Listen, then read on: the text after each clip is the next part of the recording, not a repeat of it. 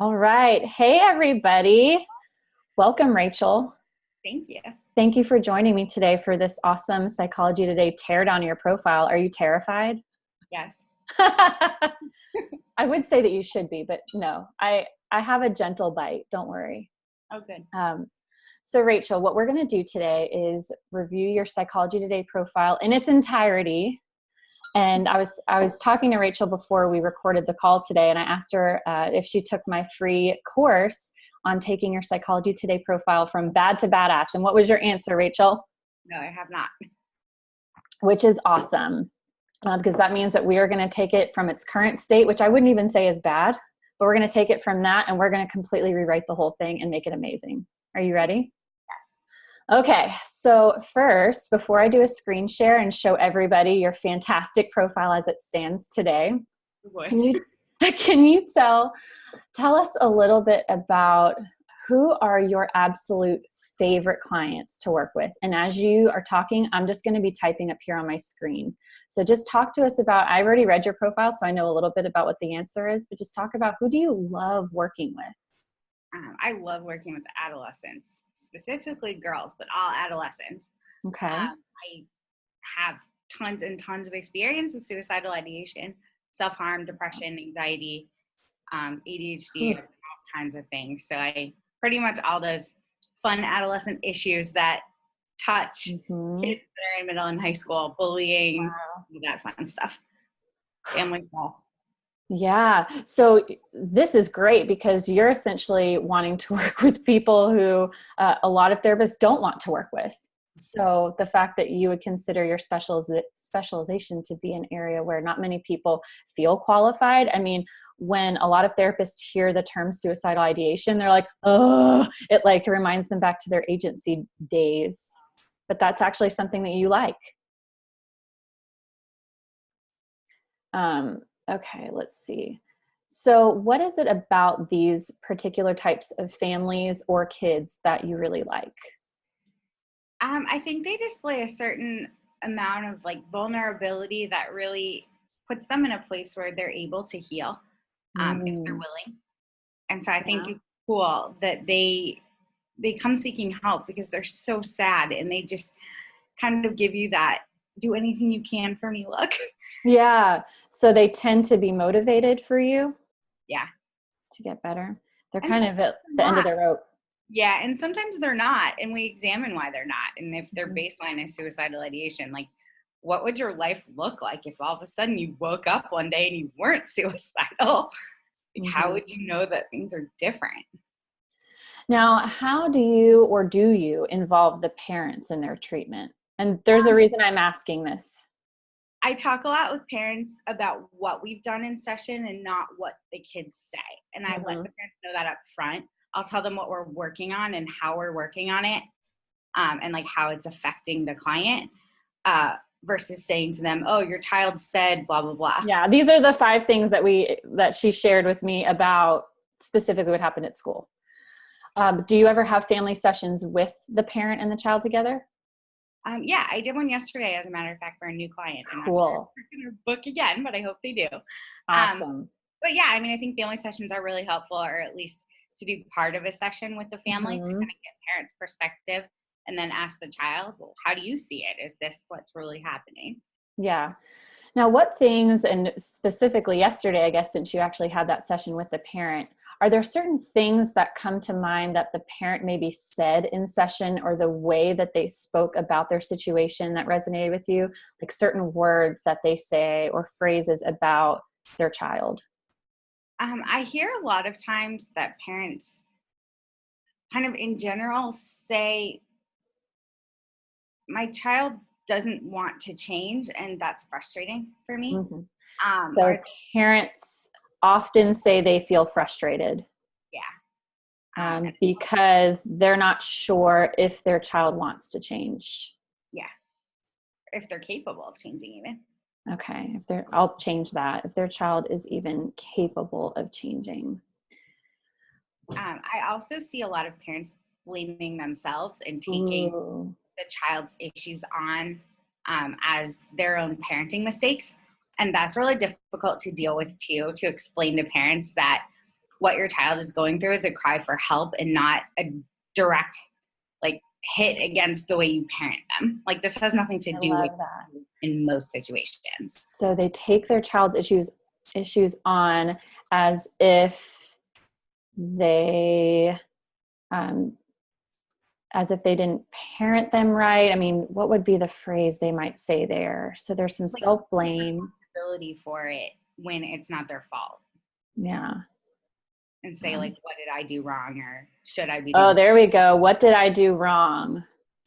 Did I do wrong? These are gems, by the way.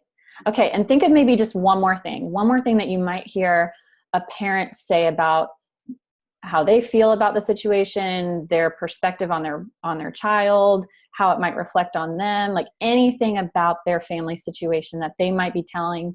What I do, by the way, in my free courses, I use it as like the creepy coffee shop example. So if one of these parents was at a coffee shop with their best friend and they were talking about their child, Stacy, and they would say, "Oh my gosh, I just don't know what to do with Stacy." What would they actually say to their best friend, you think? I've taken her to all of these treatments and nothing seems to be Mm-hmm. working. It's such a strain on my time and resources, and I feel like nothing is helping. Oh, amazing. I've tried everything. Nothing is working.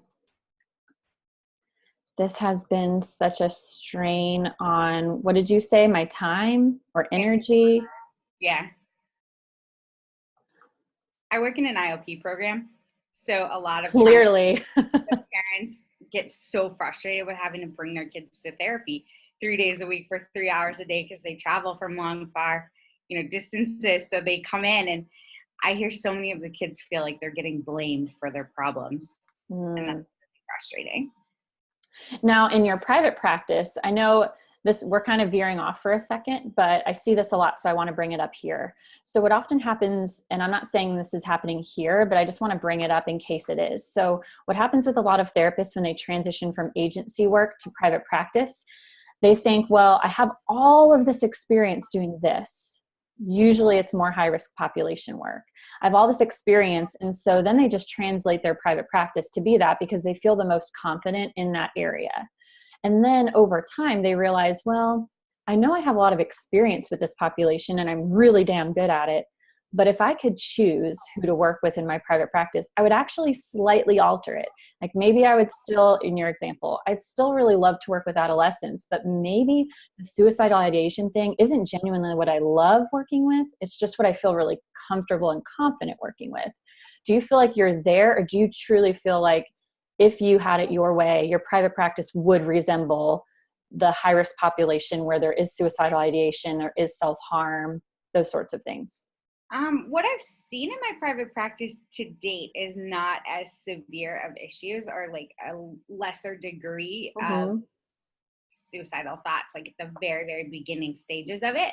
Mm-hmm. And I think, that's what I like to do just because it's where I'm comfortable. There are other areas that I feel like I could hone really, my skills and like really work a lot with, like Mm-hmm. gender identity issues with teens is something that I've done a little bit of work with, but Yeah. I'd be willing to do a lot more if the opportunity presented itself. Okay, great. That's good to know. So what you're finding in your private practice is the kind of clients you're attracting, they're at the more what you call the beginning stages of maybe having thoughts of self-harm, but not actually moving forward with it yet. I mean, how would you describe some of these families that you're actively seeing in your private practice, how they might be different from the clients you're seeing in your IOP program? I think they're different in that the clients in my IOP program have already had a suicide attempt or they've Mm-hmm. verbally stated it at school and talked to someone about it. It's not like a parent coming to you going, my child seems really sad. I don't want this to get worse yet. Okay, here we go. I'm quoting this. My child seems really sad. And what was the last part of that? I But don't want it to get worse. don't want it to get worse. So the parent is already thinking that their child might be suicidal or might become suicidal, but the child may or may not actively be there at that place, at least not in your private practice. Right. And so those are the parents that you may be attracting, which is good because like I said in the beginning of this call, there are a lot of therapists who once they get a parent on the phone and their parent's like, I think my child might be suicidal, the therapist is like, oh, I don't know what to do about that. Let me refer you out. You would basically be that therapist to be that we would be referring out to. Okay, so I wrote some notes here and we're going to check it out in a second because I'm going to do a little screen share and we're going to check out your profile. Are you ready? Okay. Would you prefer, since I know you haven't gone through the course yet, would you prefer that I kind of tell you a little bit about my formula first and then we apply it? Or would you rather we just go through like paragraph by paragraph? Whichever way is easiest. It doesn't matter to me either way. Okay. As long as I can see it and kind of work with you. I'm probably better at being hands-on learner. You're easy then. Okay, so we'll just do it as we go. Tap what you did at the end.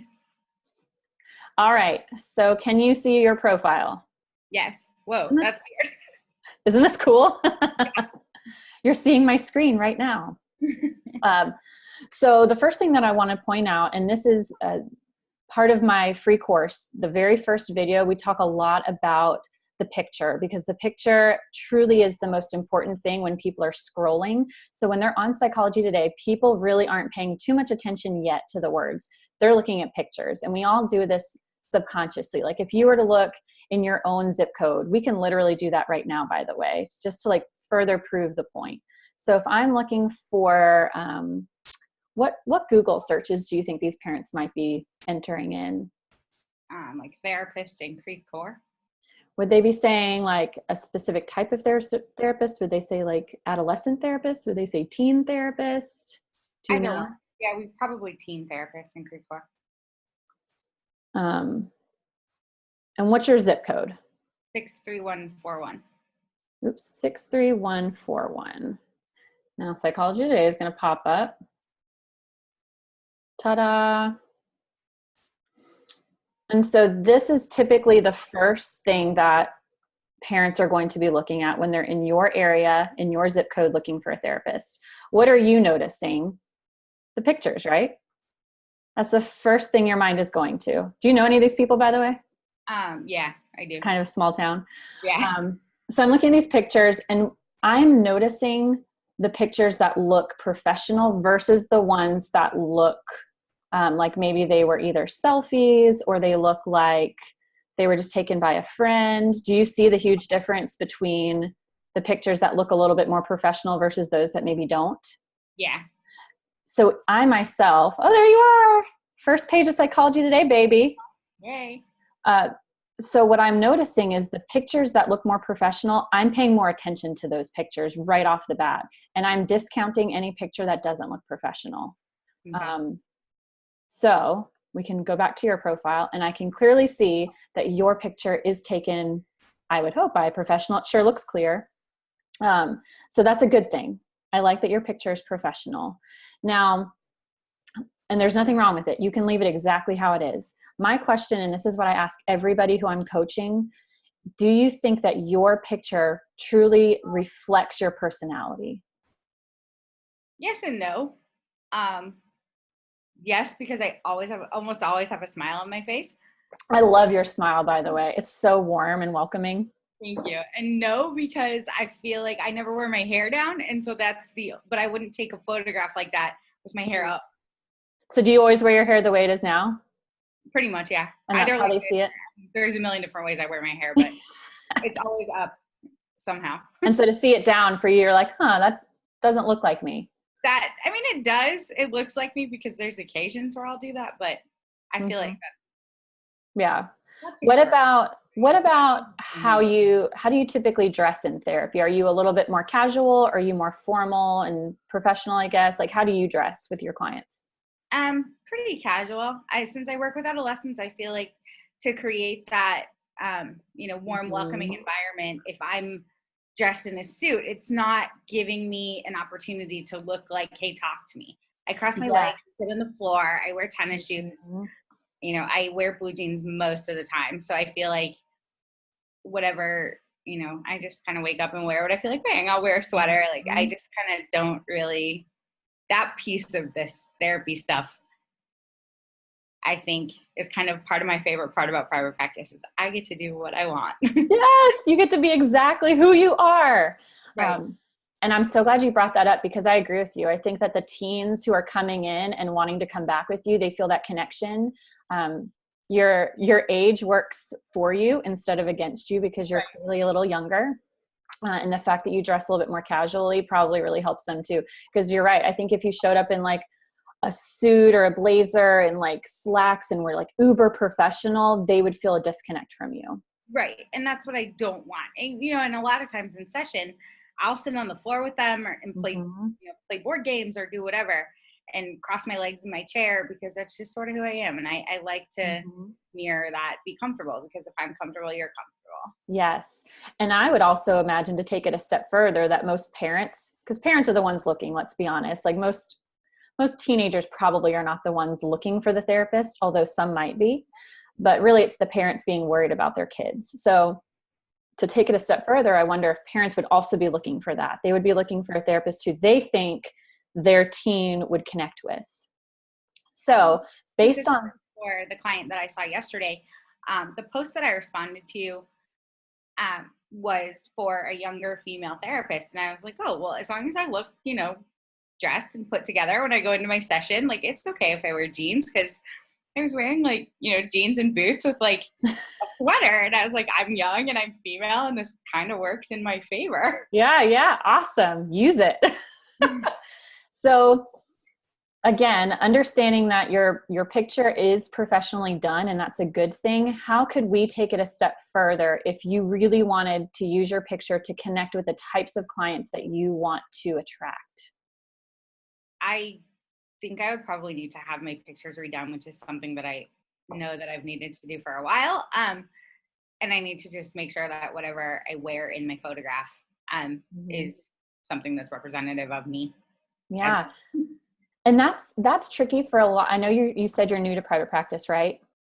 I remember and this wasn't too long ago, but I remember when I was new and I was thinking that I just had to do what everyone else did. And I'm like, okay, well, if I'm starting my own business, I have to be taken seriously and I'm young. So I, at the time, felt the need to be like uber professional. So I still remember my first headshot and it was definitely taken in a studio.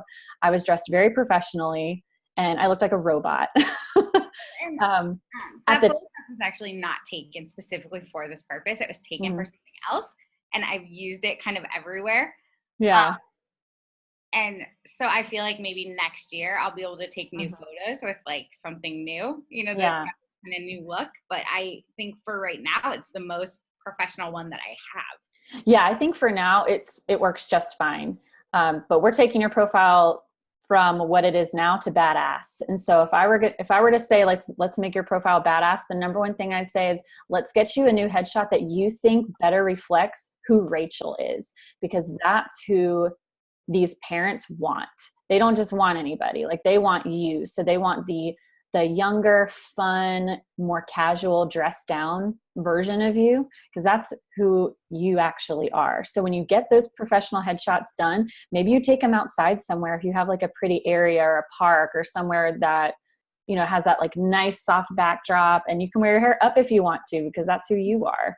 And don't be afraid to dress down. I know when I was first starting out, I was like thinking that I had to wear like a very professional outfit, but I'm like, but this doesn't, I wear this, so I should do that in my pictures too. Can I have you hold on for just 1 second? I want to grab a piece of paper really quick. Sure. All right.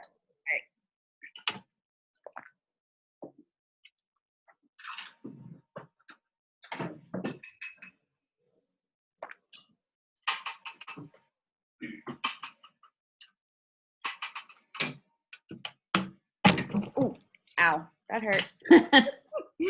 You banged my foot. Okay, thank you. Okay, so let's move on to the actual copy now. So we'll go back to this search that most people are doing. So when they're looking for a therapist, obviously the first thing is the picture, right? And I'm as a consumer, I'm looking for the professional pictures first without even realizing it.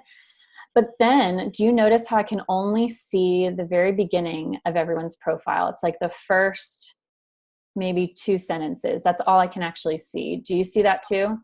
Mm-hmm.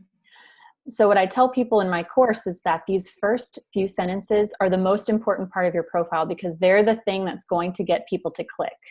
Okay. So they're looking for the professional headshot. And then when they see a picture that resonates with them, the very next thing they're doing is reading this little blurb. And so there are a few things that I want you to keep in mind when you're working on this. So for you, the first, and I think you're on the first page, so we can actually go there. Where is Rachel? Ta-da!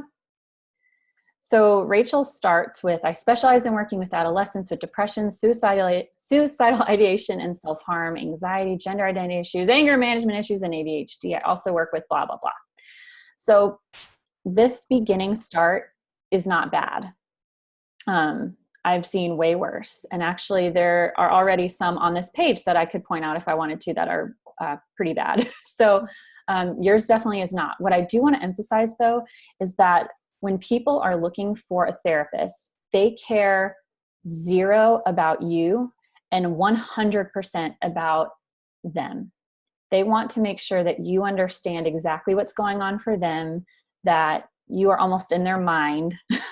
You are reaching that emotional state that they might be in, and it should not read like maybe more of a resume. And I see like on this page, there are so many, like even this one, it's like resume sentence, right? Resume sentence. All of these to me read, they all start with the word I. Do you see that? This one even refers to herself in the third person. I, okay, this one doesn't. This one doesn't. Best friends.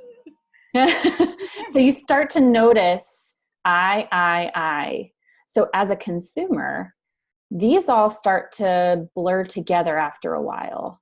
Okay. Because a parent isn't just calling the first name, right? They're kind of scrolling down. And when I'm scrolling and all I'm seeing is I, it just kind of blurs together. I want to stand out. So one way of standing out would be to immediately start talking to that parent. Instead of saying who you are, you're basically telling them, I know who you are. Okay. So let's go to some notes that I made based on what you were just sharing with me. So you love working with adolescents, specifically girls, but you don't really need to say like, I work with, right, teenage girls. Yeah. You said suicidal ideation, but you also told me that by the time they're coming to you in private practice, they may not actually be at that point yet. Mm-hmm. So this is what you did say.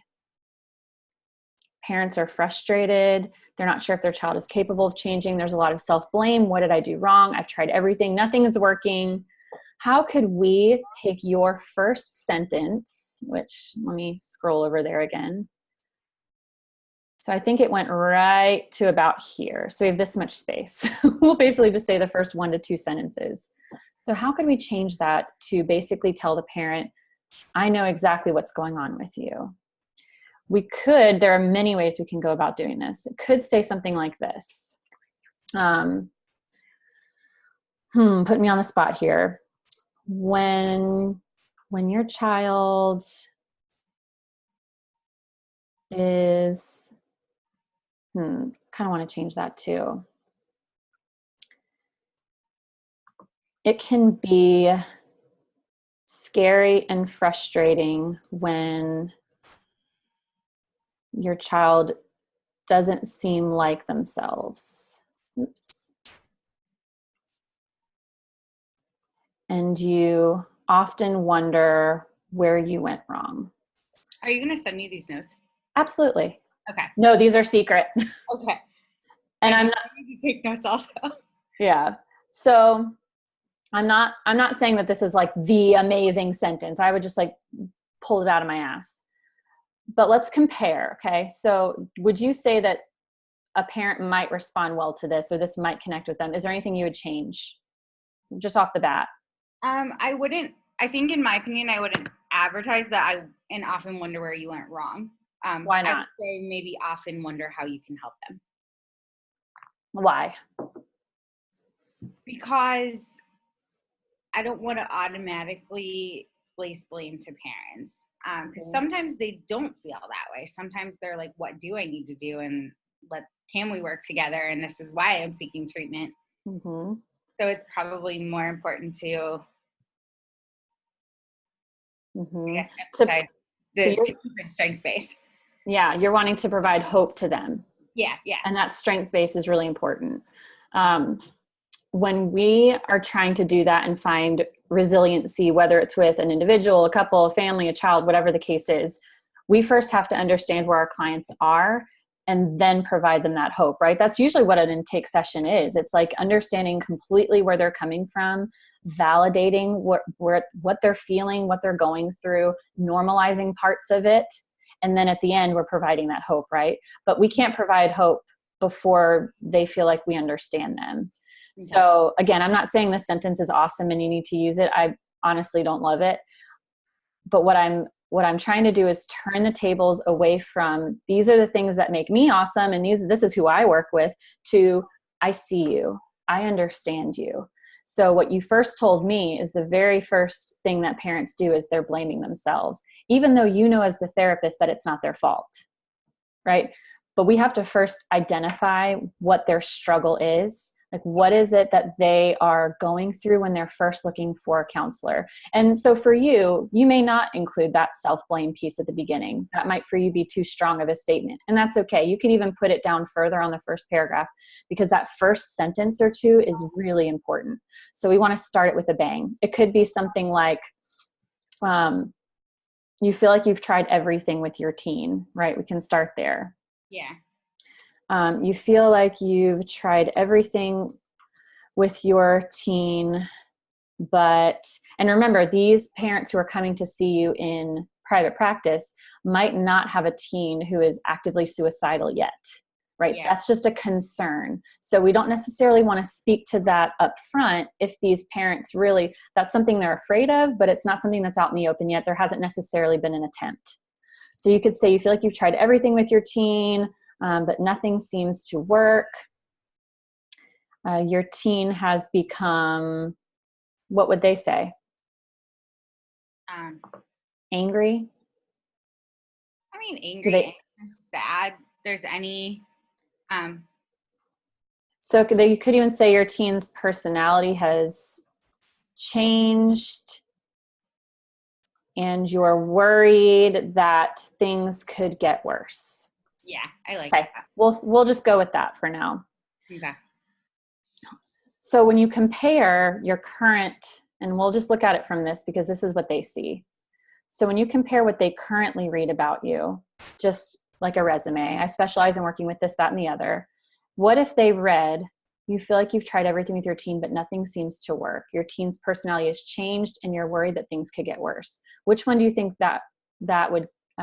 which one do you think would connect with them more? Probably that one, because the newest one. I'm like, hey, I see you. Right. Yeah.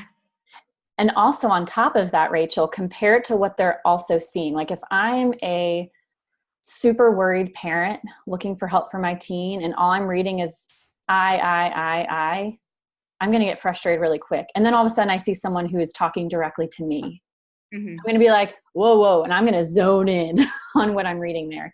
And it will lead me to click.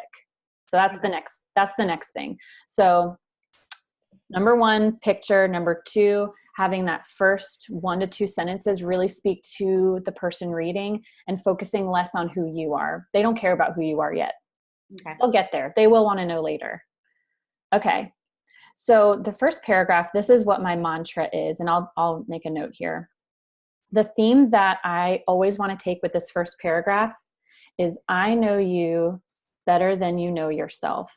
Okay. So what you're going to do is spend the rest of this first paragraph. I know you only have like 100 words, but the whole rest of that paragraph, you are going to elaborate on what you first said. So it's almost going back to that coffee shop example, like the creepy, like if you're listening in on a conversation, what are some things that they're thinking already, things that they're telling other people, their friends, even going so far as to take a risk and saying something that maybe they haven't told anybody, but you know, because you've worked with them enough times, you know it's in their mind. So that could be where you touch on that self-blame component, where you could say sometimes you even wonder where you went wrong, or if there's something that you could have done differently. Okay. But again, this first paragraph, all it is about seeing them where they are. It's not about giving them hope yet. It's not taking a strength-based approach or looking at the resiliency. All it is saying, I see you and I know exactly how this feels for you. Okay? Okay. All right. Now moving on to that second paragraph. This is where it gets trickier because the last two, you can only have 50 words. And I don't know if you've noticed how hard it is to put a cohesive thought into 50 words or less, but it's very difficult. Now, what I notice here is that you started off with suicidal ideation and self-harm can be life-threatening. And based on our conversation in the beginning of today, you said that by the time someone's coming to you in private practice, their kid might not actually be there yet. That's more of a fear that they have. Okay. This sentence is speaking more to your current IOP clients, I would imagine. Yeah, probably. So if I were a parent looking for a therapist for my teen and I read this, this might actually cause me a lot of anxiety because this is what I'm most worried about. This is my biggest fear. But the teen hasn't actively shared this with me. But in addition, most parents might not truly understand the term suicidal ideation, even though we use it all the time. To them, it's just my teen is suicidal. Okay. It's a very subtle change, but the term suicidal ideation is more of a jargony phrase. Okay. So my mantra, if you will, for this second paragraph is painting the picture of their dream scenario. So this, Rachel, is where you're going to give them hope. Okay. So you're spending this first paragraph saying, I know you better than you know yourself. So these are all the things I know that are going on for you. These are the fears that you have. This is what it's like for you right now. These are the fears that you have. Then that second paragraph is saying, imagine what it would be like to blank. So what is the dream scenario for these parents? What are they hoping that therapy will help them to achieve? I'm going to take some notes as you're talking. Usually thriving in school and in... And what does that look like to them? It means improving grades, being more social, handling bullying better, having the ability to advocate for themselves and ask for help when they need it. Ooh. They might not use the word advocate. They may just say asking for help when they need it. Okay. We have to get into the mind of the parent. So if they're talking to their best friend and saying, I just want Susan to, I'm making up names here. I just want her to, sometimes it's something as simple as I just want her to feel better. I want her to feel confident about herself. Did they ever say that? Yeah. Improving self-esteem all the time. And do they use those words? Sometimes. Because there's actually, and I'm talking to 5,000 plus people, not just you when I say this, but sometimes there's a big difference between I want to improve her self-esteem and I want her to feel better about herself. Those literally are the same thing, but one is coming at it from a more clinical perspective. And one of them is like, I'm a parent and this is how I think. Yeah. Well, and I would say I'm not a parent, so I can't speak to the brain of a parent regarding their child. No, but you work with them all the time. Is a disconnect for me, but I mean, definitely anything along the lines of I just want my kid to feel better about themselves because they seem to be really sad. Yeah, even though you're not a parent, you are working with them all the time. So don't discount anything that you have to say about them. You have more insight into the mind of a parent than I probably do. Okay. We'll just say self. Oh, it's changing it for me because that's not a real word.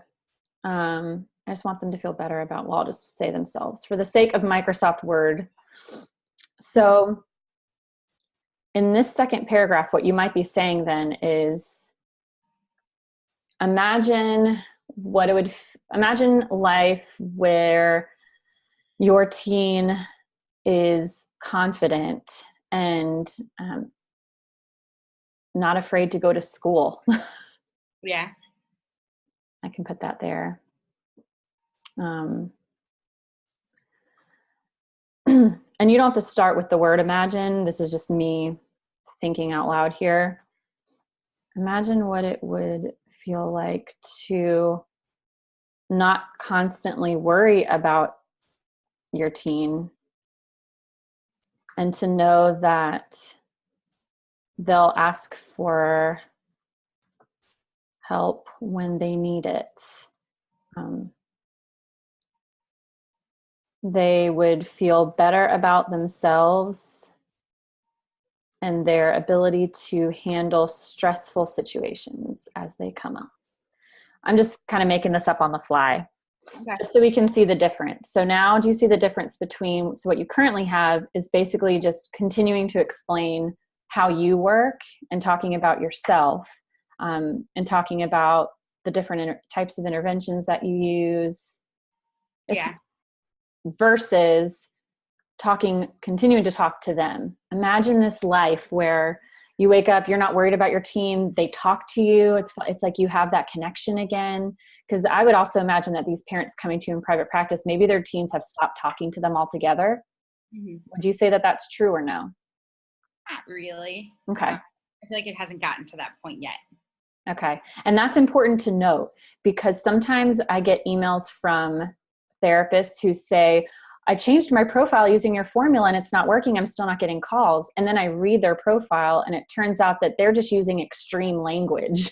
So they're saying things like, you don't even recognize your teenager anymore. You're terrified of what happens, like of them running away. And it's like, well, if they're not actually there yet, then that's not going to resonate with them. So I'm glad that you brought that up. They're not there yet. So don't speak to that. Okay. And let's move on to this third paragraph. So my mantra for the last one is, okay, I'm going to type this up. If you don't already know I'm the best therapist for you, here are just a few things that make me stand out.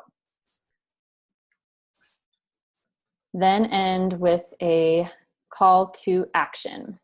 So this last paragraph is where and again, you only have 50 words. So this is where you're telling them just a few things, whether it's, and you're already doing that, your flexible schedule. The fact that you work evenings and weekends is huge. So I'm glad you bring that up. You already have that call to action. So I really would just want you to add maybe one more sentence, because I know you have the space for it. You have as much space as you did here. So okay. I want you to use all of it. So do you offer anything like also thinking online scheduling or downloadable paperwork are also valuable things that parents like? Any sort of convenience feature? I will send all of my paperwork to parents prior to sessions and just ask them if they can print it. Okay.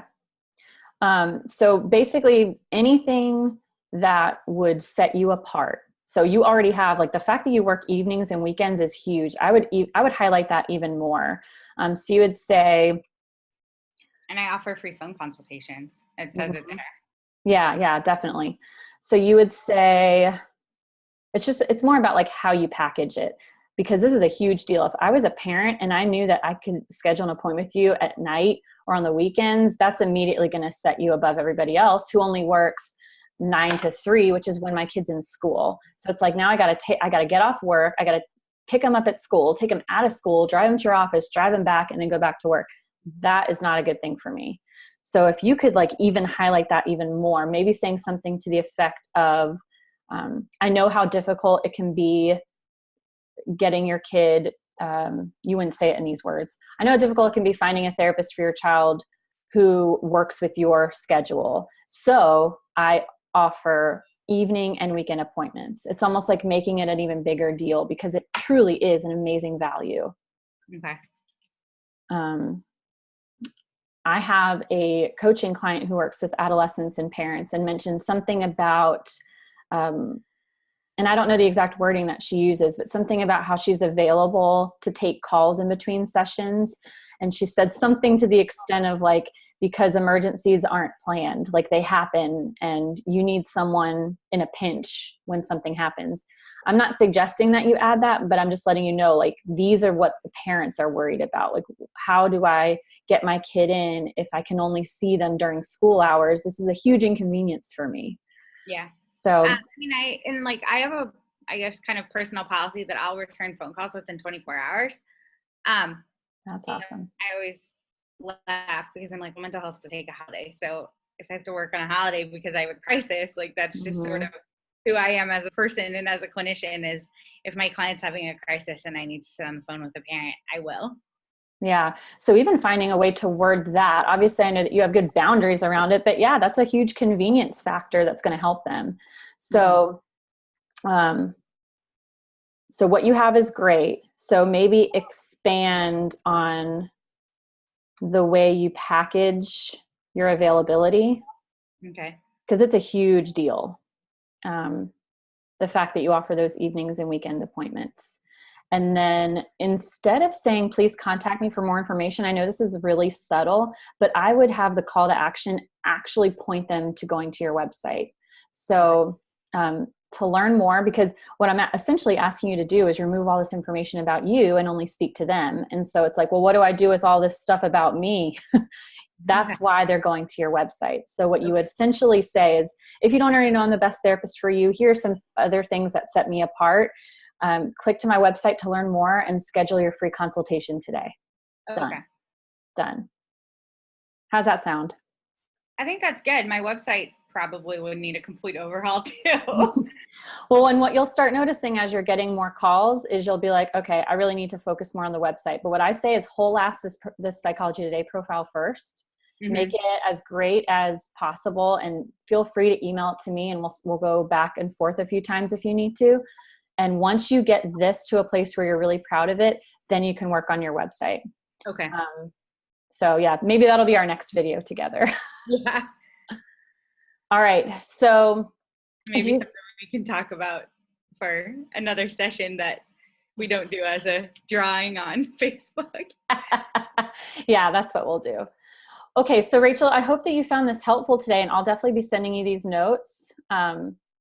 Were there, were there any things, I'm going to put you on the spot for just a second. Was there anything that really stood out to you as something maybe you didn't already know, or something new that you learned about your Psychology Today profile? I think it's really important, like you said, to speak to the parents and to speak to your audience, because Mm-hmm. I guess in looking at them and seeing it's like, well, you can pick any one of these people. Yes, they know themselves, but do they know me, and do they know what I'm going through? Exactly. Exactly. I couldn't have said it better myself. And so when you're able to do that, you will immediately and instantaneously stand out from everybody else. And the fact that you know who you're talking to is like the biggest barrier that most therapists face. And you already know who you're talking to. So it's like, so thank you so much for your time today, Rachel. I Thank hope that you. everyone else found this helpful. I really appreciate it. Thank you. Yeah, you're welcome. Okay, I'm going to stop the recording, but stay on, okay?